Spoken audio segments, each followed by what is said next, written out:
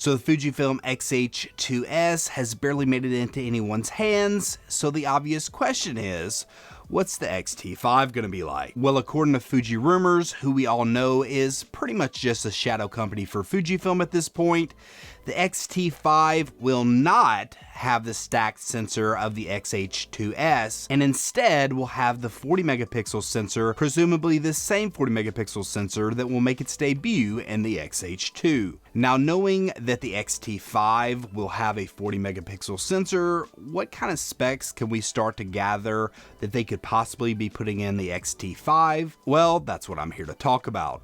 But before I do, if you want to see something that's really cool, YouTube has a new graphic for the like button, so if you hit it, it'll make a neat new graphic. Right. So if you'd like to see that and also help out the channel, hit that button. So without further ado, let's get into this X-T5. What can we kind of expect considering that it will have a 40 megapixel sensor? Well, on the video side, I do expect them to go with the 8K, probably an 8K 30, nothing more than that. So some of you may be thinking if this really does have 8K, then it will kind of step on the toes of the X-H2S and I guess the X-H2, depending on when that comes out. But if I had to guess, they will have a few shortcomings in this camera that will still give some definite advantages to the X-H2S. And actually, somebody in the comments of Fuji Rumors pointed this out, and it really makes a lot of sense. They said that what if the fan that was released alongside the X-H2S that was supposedly supposed to help out with overheating, what if that fan was actually in anticipation of this new X-T5? I assume, being in the XT body, that it will be quite a bit slimmer and maybe smaller in the hands. And if this is doing 8K, then I'm sure it's going to be prone to overheating. So it makes sense that possibly the fan will be able to work across multiple bodies. I will say, from a marketing perspective, that is kind of ingenious that you would bring out a fan with a camera that really doesn't need it. So there's really no controversy there, even though people were thinking, oh my gosh, this is going to overheat, myself included.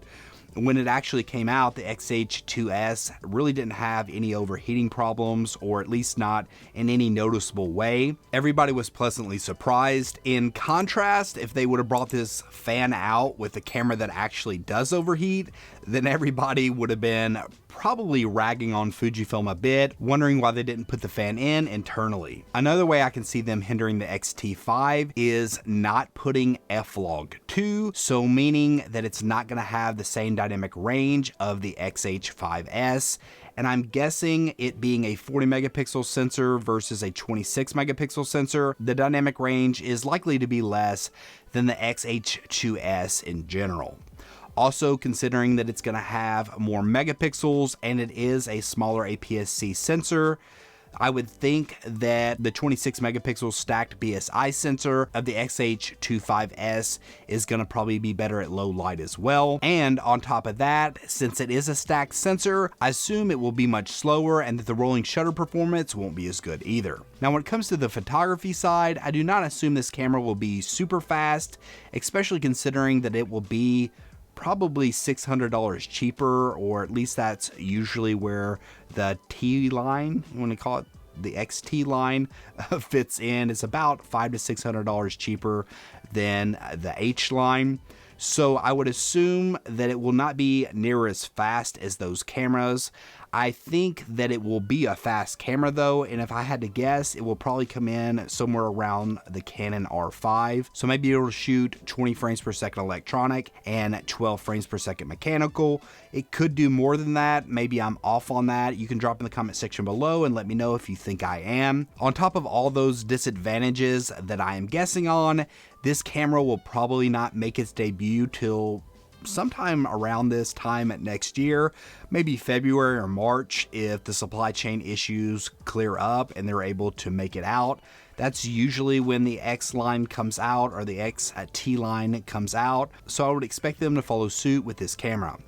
That all being said about the disadvantages, I do believe this will be a very solid camera. I'm assuming that 8K will be very crisp and beautiful with the Fuji colors.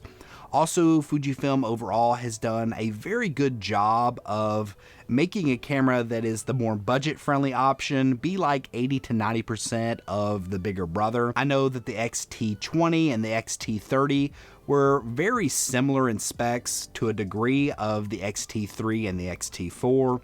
So I do expect great things from this camera, and I know I'm personally excited to see what Fujifilm has in store. But those are just my thoughts. What are your thoughts? Drop in the comment section below and let me know.